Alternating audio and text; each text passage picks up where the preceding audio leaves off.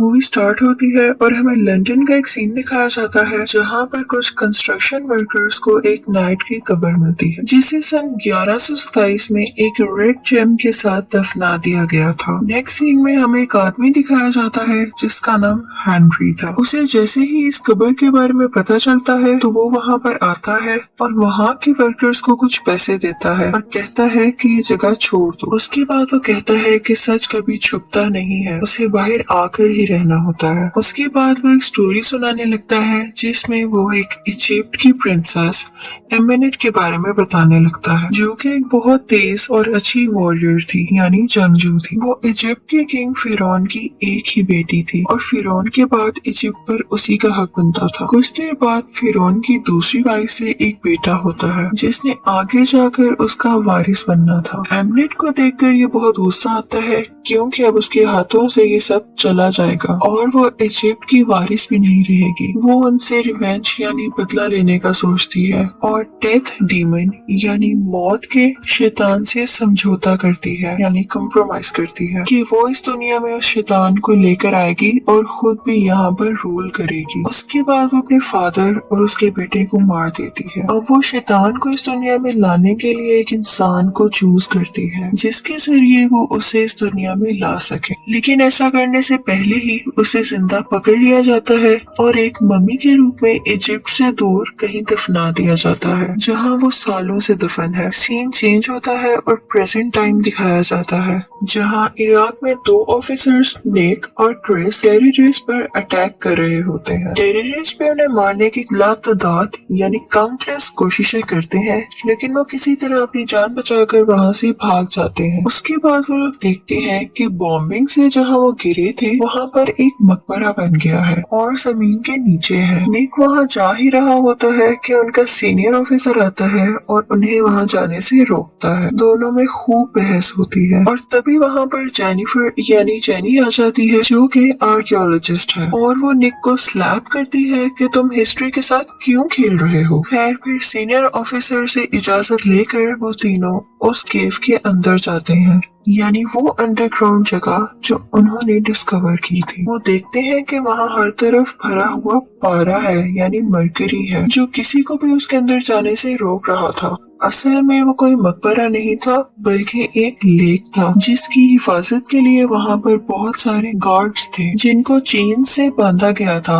उन लोगों के पास बहुत कम टाइम था और निक फायर करके उन चेन्स को तोड़ देता है जिसकी वजह से उस लेक में जो ताबूत था वो ऊपर आ जाता है। तब निक को वो सब देखकर कुछ विजन्स आने लगते हैं जिसमें उसे बार बार एमेनेट दिखाई देती है। इसके बाद उसके दोस्त क्रिस को एक मकड़ी काट लेती है और उसे अपनी बॉडी में बहुत अजीब से चेंजेस फील होते हैं। जैसे ही वो बाहर आते हैं और ताबूत को बाहर निकालते हैं तो वहाँ बहुत सारे कौवे आने लगते हैं और ये काफी अजीब बात थी। जैसे ही वो प्लेन से उस ताबूत को लेके जा रहे होते हैं तो क्रिस जिसको मकड़ी ने काटा था वो अजीब बिहेव करने लगता है। उसकी आंखें भीड़ जाती हैं और वो ताबूत को खोलने की कोशिश करता है और जब उसे रोकने की कोशिश की जाती है तो वो सबको मारने लगता है। वो सीनियर ऑफिसर को भी कई बार स्टैब करता है और जब वो जेनी को मारने के लिए आगे बढ़ता है तो निक गुस्से से उस पर शूट कर देता है। इसी दौरान कुछ कौवे उस प्लेन पर हमला कर देते हैं और शीशा तोड़ते हुए अंदर आ जाते हैं। निक जेनी को पैराशूट पहनाकर उस प्लेन से नीचे भेज देता है और जबकि कुछ देर बाद वो प्लेन सारा का सारा क्रैश हो जाता है और सब के सब मारे जाते हैं। और उसके बाद मॉर्ग में जब सब लाशें पड़ी होती है यानी सब डेड बॉडीज वहाँ होती है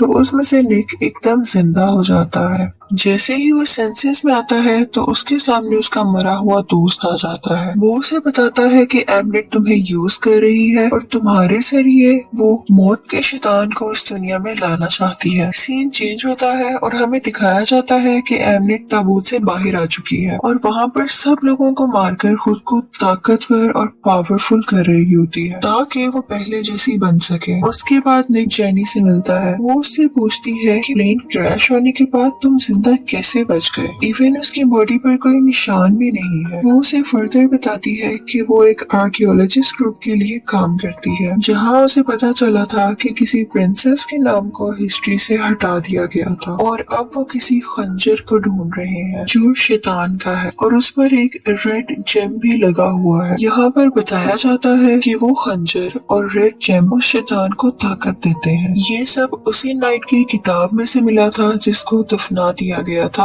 उसी रेड जेम के साथ, क्योंकि उसने वो रेड जेम चोरी किया था। वो कहती है कि कुछ ही टाइम पहले उसकी कब्र लंदन में पाई गई है, तो वो रेड जेम भी वहाँ पर जरूर मौजूद होगा। वो बताती है कि ये मकबरा एमनेट तक लेकर जाता है जो इजिप्ट की प्रिंसेस थी। वो बताती है कि उसने क्यों अपने फादर और उसके बेटे को कत्ल किया था। वो भी सब कुछ बता ही रही होती है कि निक का फ्रेंड क्रिस उसे बुलाता है। वो उसे बताता है कि वो दोनों इमॉर्टल हैं, यानी वो जिंदा ही रहेंगे हमेशा, और तुम इसीलिए प्लेन क्रैश में बच गए हो और तुम्हें इसी के मुताबिक चलना होगा वरना अच्छा नहीं होगा। इसके बाद जेनी को अपने सीनियर की कॉल आती है। वो कहता है कि निक को अपने साथ लेकर यहाँ आओ। जेनी निक को अपने साथ चलने के लिए कहती है, लेकिन निक कहता है कि हमें पहले उस ताबूत के पास जाना चाहिए। वो लोग उस ताबूत के पास जा रहे होते हैं कि देखते हैं कि एमनेट काफी लोगों को मारकर खुद पावरफुल हो रही होती है और वो निक पर अटैक करने लगती है। लेकिन जैसे ही वो उसे खंजर से मारने लगती है तो देखती है कि खंजर के ऊपर लगा रेड जेम मिसिंग है।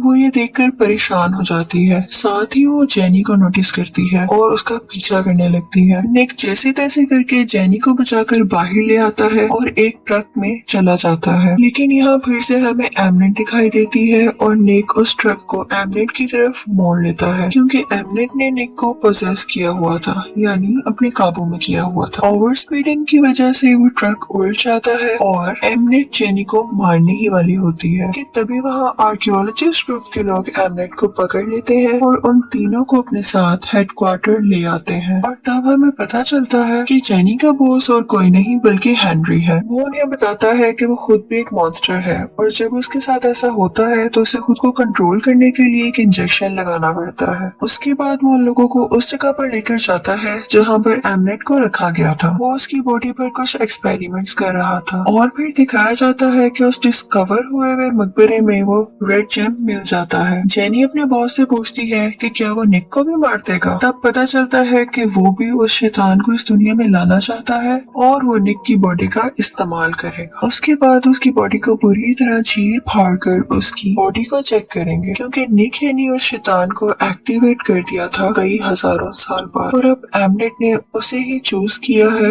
उस शैतान को इस दुनिया में बुलाने के लिए। इसीलिए वो लोग निक को मारना चाहते हैं। दूसरी तरफ एमिनेट एक कीड़े की मदद से उनके एक आदमी को अपने काबू में कर लेती है और खुद को आजाद करवा लेती है। उसके बाद निक को हेनरी की ये बातें सुनकर बहुत गुस्सा आता है और वो हेनरी से उसका इंजेक्शन छीन लेता है। कुछ देर बाद हेनरी एक मॉन्स्टर में बदलने लगता है। ये देखते ही निक उसको उसका इंजेक्शन लगा देता है, जिसके बाद वो फिर से नॉर्मल हो जाता है। उसके बाद निक और जेनी उस रेड जेम को डिस्ट्रॉय करने के लिए जाते हैं। एमिनेंट भी अब पूरी तरह आजाद हो चुकी होती है और वो इजिप्ट की रेड को बुलाती है और ऑर्डर देती है कि वो किसी भी तरह निक को ढूंढ कर लाए। उसके बाद लंदन में एक बहुत बड़ा तूफान आ जाता है और निक और जेनी किसी तरह अपनी जान बचाते हुए एक अंडरग्राउंड टनल में चले जाते हैं। उसके बाद एमिनेंट उस जगह पर जाती है जहाँ पर उनको वो मकबरा मिला था। वहाँ वो सारे मुर्दा लोगों को जिंदा कर देती है। वहाँ वो सभी गार्ड्स को मारकर उस रेड जेम को हासिल कर लेती है और दूसरी तरफ टनल में निक और जेनी के पीछे वो मुर्दा लोग लग जाते हैं और दीवार तोड़कर उन दोनों को पानी में धक्का दे देते हैं। कुछ ही देर में एमनेट जेनी को पानी के अंदर से खींच लेती है और वो बेहोश हो जाती है। निक किसी तरह उसे बचाकर पानी से बाहर ले आता है और वहाँ उसे एमनेट के लोग पकड़ लेते हैं। एमनेट निक को मारने के लिए वो खंजर लेकर उसके पास जाती है और दोनों में बहुत लड़ाई होती है। निक दूर जाकर गिरता है और फिर एमनेट देखती है कि वो खंजर निक के पास है। फिर निक उस जेम को तोड़ने ही वाला होता है तो एमनेट उसे रोक देती है और रिक्वेस्ट करती है कि ऐसा मत करो, इसकी वजह से तुम हमेशा जिंदा रहने वाले गॉड बन सकते हो और तुम्हारे पास दुनिया की हर ताकत होगी और तुम दुनिया पर रूल करोगे, इसलिए ये तुम मुझे दे दो। निक अचानक से उस खंजर से अपने आप को मार लेता है और एमनेट परेशान हो जाती है और फिर निक के अंदर उस डेथ डीमन यानी मौत के शैतान की सारी क्वालिटीज आ जाती हैं और पावर्स भी आ जाती हैं और और वो निक पर अपना कब्जा कर लेता है। लेकिन जैसे ही निक की नजर जेनी पर पड़ती है उसे कुछ मेमोरीज आने लगती हैं और वो फिर से खुद पर अपना कंट्रोल पा लेता है और वो फिर खुद पे कंट्रोल करके एमिनेट को मार देता है और जेनी को ठीक करने में कामयाब हो जाता है और जेनी होश में आ जाती है। सीन चेंज होता है और दिखाते हैं कि अब वो इजिप्ट चला गया है और उसने अपने मरे हुए दोस्त क्रिस को भी फिर से जिंदा कर दिया है और अब वो नए रास्ते की तलाश में था। इसी के साथ मूवी खत्म हो जाती है। I hope you like it. Thank you.